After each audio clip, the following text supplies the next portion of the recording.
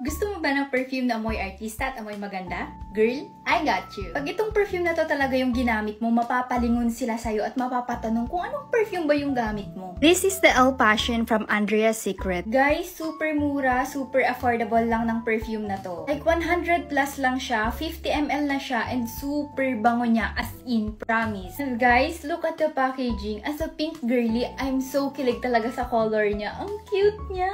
Girl, look at that. The mist is really giving. Yung initial na amoy niya, guys, is super floral niya talaga. As in, super girly ng amoy niya. Pero once na nag-set na siya, kapag tumagal na siya sa balat mo, girl, promise, ang sexy ng amoy niya. Pero andun pa rin yung floral scent niya. Pero ang sexy ng amoy niya. Alam mo yung sexy na demure? Ganun yung naaalala ko talaga kapag nag-set na siya sa balat. Kung long-lasting ba? Girl, yes. Phone ko, sa akin nagtagal siya ng almost 12 hours. Pero yung sa iba, sinasabi nila nagtatagal to sa kanila ng hanggang 24 hours. Nagtingin din ako ng ibang reviews pa dito. Yung iba sabi nila, kahit nasa labahan na daw yung damit nila, naaamoy pa din daw yung scent. So sa akin lang, nagtagal siya ng almost 12 hours, sa iba 24 hours. Depende pa din siguro, pero one thing's for sure, long-lasting siya, girl. So girl, kung naghahanap ka ng perfume na super affordable, pero super mabango, at super amoy sexy, girl, this one is for you. Pwedeng-pwede siya pang everyday use, and of course, pasok na pasok din siya kapag may mga special occasions. Dami pa silang ibang scent nito, but